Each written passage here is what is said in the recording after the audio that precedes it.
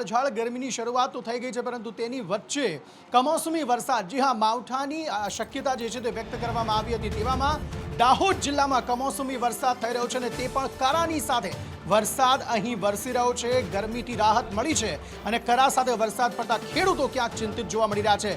હેમલ પંચાલ આ અંગે વધુ માહિતી આપી રહ્યા છે। હેમલ, જણાવશો શું વધુ વિગતો? અંકિત, ભર ઉનાળે વરસાદી માહોલ સર્જાયો છે। દાહોદના લીમડી, મેરાખેડી, વરોડ સહિતનો જે વિસ્તાર છે ત્યાં બાજુ બરફના કરા સાથે કમોસમી વરસાદ જે છે વરસી રહ્યો છે। હાલ હમણાં જે અડધો કલાક પહેલા જ લીમડી ગામની અંદર વરસાદ વરસ્યો, જેની અંદર જે ચોમાસા જેવો માહોલ જે છે અત્યારે સર્જાયો છે। એક તરફ પવનના સુસવાટા સાથે વરસાદ જે છે વરસી રહ્યો છે અને વરસાદ જે પવનના સુસવાટાને પગલે જે દુકાનોના પતરા છે તે પણ ઉડી રહ્યા છે। જી અંકિત, સમગ્ર માહિતી આપવા માટે તો ભર ઉનાળે દાહોદમાં ધોધમાર વરસાદ વરસી રહ્યો છે। કરા સાથે વરસાદની શરૂઆત થઈ છે।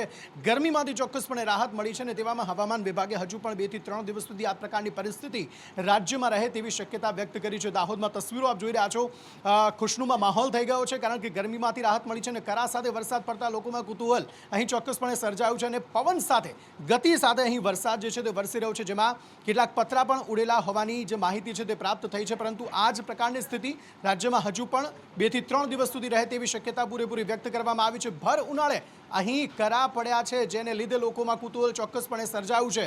દાહોદના લીમડી, વરોડ, અલગ અલગ વિસ્તારોમાં વરસાદી વાતાવરણ સર્જાતા લોકોમાં રાહત અનુભવાય છે કારણ કે કાળઝાળ ગરમીની ઉનાળાની શરૂઆત થઈ ચૂકી છે અને કાળઝાળ ગરમી જે છે તે વર્તાઈ રહી છે। 41 ડિગ્રી સુધી કેટલાક જે શહેરો છે તેનું તાપમાન પહોંચી ચૂક્યું છે। તેવામાં આ જે વરસાદ છે તે રાહતરૂપી વરસાદ લોકો માટે જોવા મળી રહ્યો છે, પરંતુ ખેડૂતો માટે ચિંતાનો વરસાદ જોવા મળી રહ્યો છે। તો દાહોદની સાથે અન્ય જિલ્લાઓ પણ છે કે જ્યાં કમોસમી વરસાદ એટલે કે માવઠું પડ્યું છે, કે જ્યાં લોકોને રાહત મળી છે પરંતુ ખેડૂત ચિંતિત છે। વાત બનાસકાંઠા જિલ્લાની થઈ રહી છે। બનાસકાંઠા જિલ્લામાં પણ કમોસમી વરસાદ વરસ્યો। વરસાદ વરસતા દાંતા તાલુકામાં કમોસમી વરસાદ વરસ્યો છે। અન્ય વિસ્તારોમાં પણ કમોસમી વરસાદ વરસ્યો છે। અંબાજી મંદિર ખાતે પણ વરસાદ જે છે તે વરસ્યો છે। આ ઉપરાંત ભાણપુર અને હડાદ સહિતના ગામમાં પણ વરસાદ વરસ્યો છે।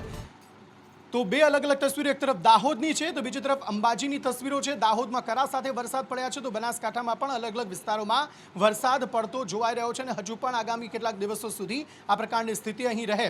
અંબાજી અને ખાસ બનાસકાંઠામાં કેવી પરિસ્થિતિ વરસાદને લઈને, માવઠાને લઈને, લક્ષ્મણજી ઠાકોર વધુ માહિતી આપી રહ્યા છે। લક્ષ્મણ, જણાવશો શું વધુ વિગતો? ચોક્કસથી વાત કરવામાં આવે અંબાજીની, તો અંબાજીમાં જે અંબાજી દાતા પથકની અંદર જે બપોર બાદ જે વરસાદી વાતાવરણ માહોલ જામ્યો હતો અને દાતા તાલુકાની આજુબાજુ જે વરસાદ પડ્યો હતો અને જે બજારોમાં જે રોડ રસ્તાઓ પણ ભીના થયા હતા અને દાંતા પંથકની અંદર અનેક જગ્યાએ પતરા પણ ઉડ્યા હતા અને આજુબાજુના વિસ્તારોમાં જે વરસાદ પડતા જે ખેડૂતો છે તે પણ ચિંતામાં મુકાયા હતા। જી, આભાર સમગ્ર માહિતી આપવા માટે। તો દાહોદ અને બનાસકાંઠામાં તો વરસાદ વરસી જ રહ્યો છે, પરંતુ આ તમામની વચ્ચે લોકોમાં અત્યારે વરસાદને લઈને ખુશનુમા માહોલ થયો છે, તેને લઈને રાહત અનુભવાઈ રહી છે।